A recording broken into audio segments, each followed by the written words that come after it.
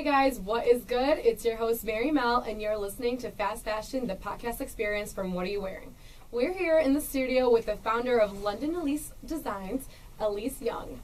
Alyse is the founder and creative director of her fashion line that's inspired by her Midwestern roots and studies in London, England.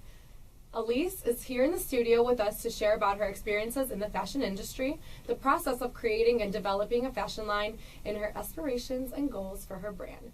Let's get started. So welcome to the studio. Thank you. How are we feeling today? Great. Thanks for having me. Absolutely. So let's start off by you telling our audience a little bit about yourself. So where are you from and where did you go to school? Yes. So I'm from Detroit and I went to school here in Chicago. So I moved to Chicago about 9 years ago for school. Went to the Academy of Design and Technology, which has been renamed since, but Where's that at? It was on State and Madison. So I think they have a new location now, but right near all the fashion schools right there. And I studied fashion marketing. So I was more into the merchandising and buying side of things. And then once I graduated, saw that that wasn't the stress level that I wanted. Yeah. And it was a lot of numbers. It was way more math and finance than I had anticipated. So fast forward a few years later, I met Demi actually in college, my videographer and friend and colleague. Shouts out. Shout out. And he was in the fashion design program, and we worked a lot together in college. So once I decided that that was the direction I wanted to go in, I reached out to him, and we did a prom dress together, actually. So that was my first ever design. Oh, wow. Was a prom dress. And I started doing custom prom dresses and custom formal wear from there, and now I'm going into the actual fashion line business. Right. So you didn't initially know that you wanted to go into designing clothes? And what was that moment that kind of sparked you? Was that when you made your prom dress? I think it was London. I think it was when I studied abroad in London in college, and I actually studied fashion design and fashion production with my study abroad program. Right. So once we worked in a fashion show, put together a fashion show in London, and it was an amazing experience, and I think that was like the moment that I knew I wanted to be a designer. Oh my God, it's expensive there. It is. It's like really expensive. It's like a dream world, but it's just the cost of living there is insane. It's double. It's double. Crazy. Yeah. Can you tell us a little bit about your everyday work life? Oh yeah. As a designer. So as a designer now, mostly fittings. So fittings, I'm planning for the website. My website is launching June 2nd. Are you doing that yourself? Yes. And wow. I have a guy that's building my website, but I'm actually giving him the material, the content, and designing everything myself. So that's going to be launching June 2nd. So I'm constantly adding content to the website, studying other websites that are comparable to what I want. Right. And I have a team in LA that actually does my production for me. Oh my God. Yeah, so I design the initial sample pieces, and Okay. then I have a company in LA that actually does the production for me. The production. Do they have a say into like the designs as well? It's No. kind of like all you at this Yeah. point. Don't you love that? I You know, do. having like full I could just control of delegate. everything. I feel that. Yeah, so it's super cool. Sheila, she's my production manager out there, so I'm constantly in contact with my team in LA. So really my morning starts with emails because they're 2 hours behind. So I try to get my email out for the day, like run of order for what I need done for the week or the day. And, I know that they'll get it when they actually come in, which is always 2 hours after me. So I kind of feel like I'm ahead of the things. Absolutely, yeah. I'm like emailing. You need to be. Yeah, Absolutely. So it's great. And then, I just pretty much work with fabric suppliers out there. They do my sourcing for me, so they email me images of the fabric, and then I'll tell them, hey, I want you guys to mail me this one so I can actually fill it and, see if it's the fabric that I want. So that process, and then I meet with the pattern maker. This is all new to me. I don't know anything about this world. I have no idea. That sounds like insane. It takes a different kind of creative brain to be in that. Yeah. If that makes any sense. It's honestly, I tap into parts of my brain that I didn't even know I had. I'm like, okay, yeah, I can sure, definitely I guess relate I can to do that. this Yeah, now. You absolutely. know, it's like trial and error with everything. Yeah. So it's super cool. It's super fun. The pattern maker, they're basically just sending me the patterns, and we're Skyping to see what I want to adjust. And It really depends on the fabric, so I try to work with the fabric first and then the pattern maker. It's a lot of communication with people. Yeah. And then they're 2 hours behind, so I have to remember that. Yeah. You're like tired listening. Like deteriorating. I feel bad. Yeah, so it's super fun. And then, you know, I give them my money. You know, they cost a lot. That would be my question. I didn't put money into like, this, how much are you investing in Oh, this? it's a big investment. Yeah, You're like crying on the inside. I know, I'm like, all my money is gone. No, but it'll be worth it. It'll be worth it. I have a business You can only plan. hope. Yeah, Yes, exactly. that's how I have a it is. business plan. You know, I try to stay within my budget. I recreate and create my budget like weekly almost. Of course, yeah. Because it's so many variables that change constantly. I think a lot of people can relate to that Mhm. aspect of it through any industry. Like, Yeah. if they're so passionate about something, they will, no matter the money, it's just Yeah. kind of like you're hoping It it'll is. be worth it. I'm like, I'm that starving artist, and I Literally. hope I make it. I love that. What would you Yeah. say are kind of like the things that motivate you or basically like inspire you throughout your journey of the design process? Yes. Oh my God. I was just talking to Demi about this because Mhm. you really have to be in a certain mindset to design. Like, I can't Yeah. just go and like pick up a paper and sketch and like just go. I have to have my candles lit. I have to have my music going. I have to have That's like, so dope. I it's love so, it. I mean, it's really It's got a an movie. environment and mood that you have to create around yourself to like get in the groove, because it's such tedious work that takes hours. Like, I could do an 8-hour shift designing, you know. So I just I'm really into art. So I have websites that I kind of use as like my inspiration for art. Yeah. I travel a lot. Like, Yeah. I try to travel almost every weekend. I'm really big on Do you traveling. love it? I love it. Yeah. Like, I was just in Thailand last month, and What am I doing wrong? Nothing but the flight. Yes. No, we are doing things right. Shouts out Yeah. to my boss. Yes. But that's amazing. How was that? It was amazing. It was Bangkok. I went to like some islands. I was with a cool group of people. So cheap. It was, I mean, I was there for a week. It was so cheap. Yeah. Yes. But they get you. So don't be deceived, because it's cheap. But every little thing costs. Like, when you go to the bars, you have to pay to use the restroom. Like, it's like That's greasy. every little thing. They're like, oh yeah, you Americans, you know. Oh, you, they you're think gonna we have be like real- billions of Yeah, dollars. Meanwhile, absolutely. like poverty from like my debt. Seriously. So, yeah, that was like so much inspiration. So many like beautiful fabrics, beautiful art, like the history. I mean, just walking around in general was like so much inspiration. So, I really needed that trip. Like I said, I needed all of my trips, but Yeah, no, I really absolutely. needed that trip.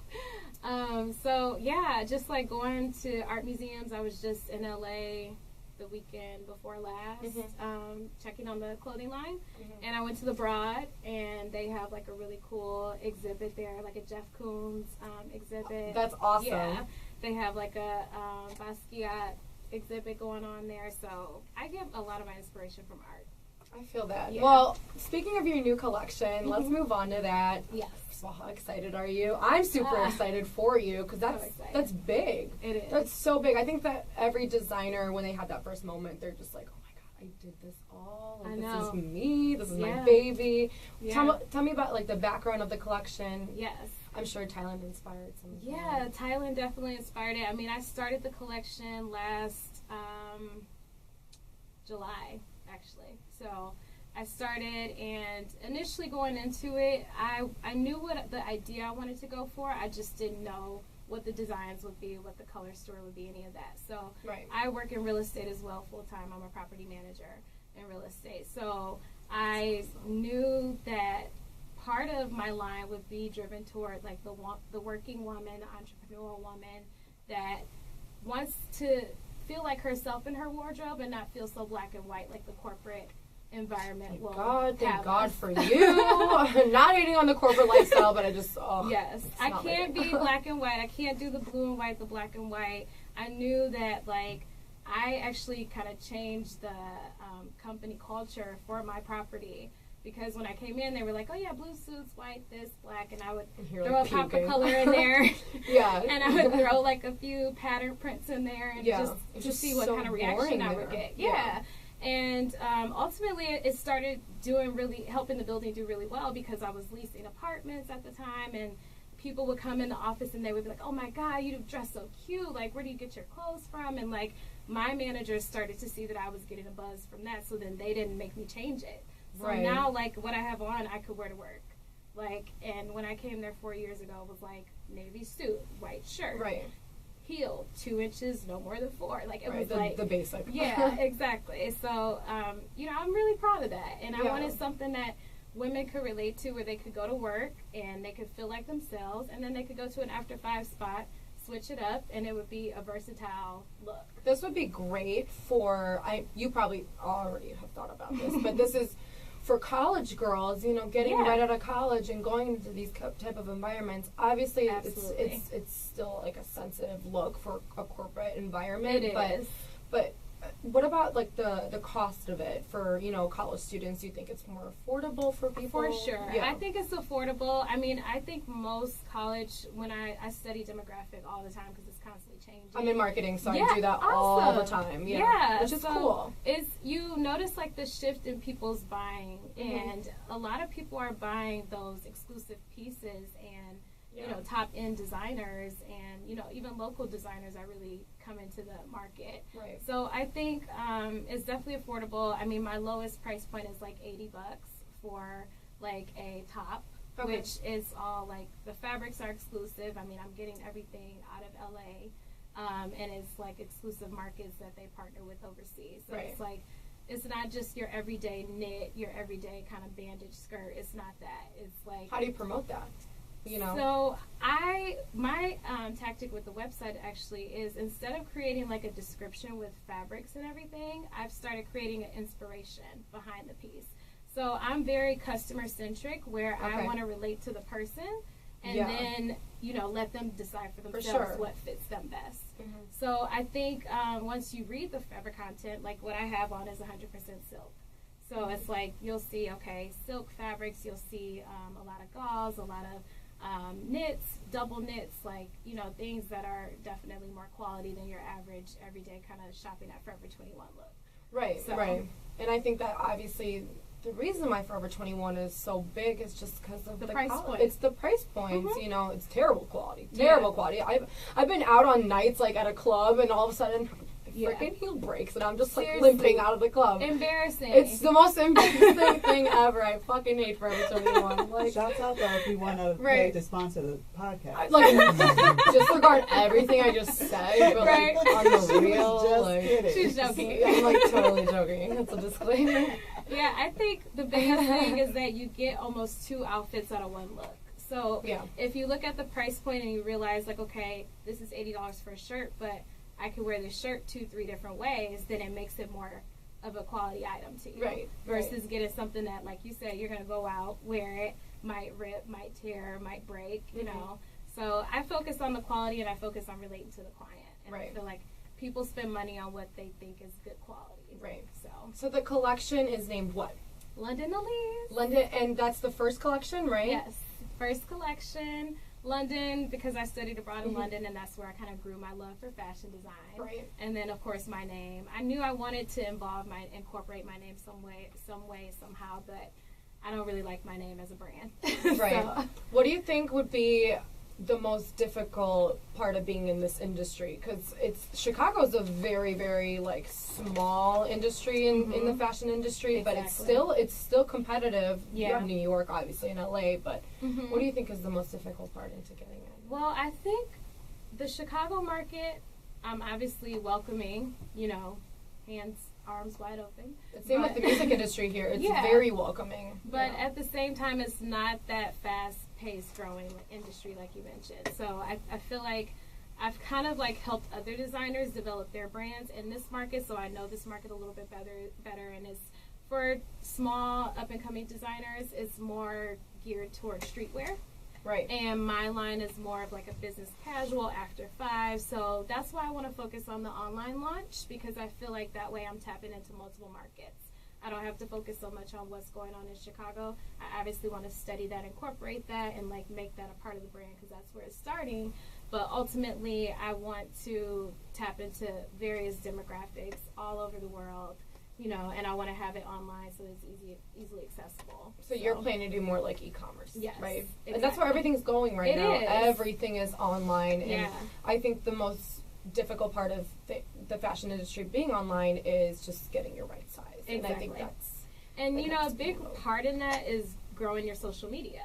Right. Social media leads everybody to everything. Right. So I feel like my focus is growing my social media, which will in turn grow the website and grow the followers. And, you know, I think it'll take off from there. So I think so too. Yeah.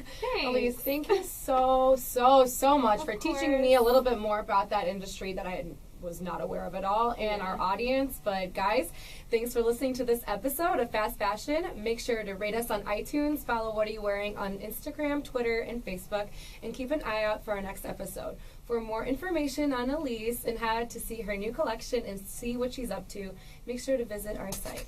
Thank you for listening, and stay chill out there, guys. Good job, guys. Yay,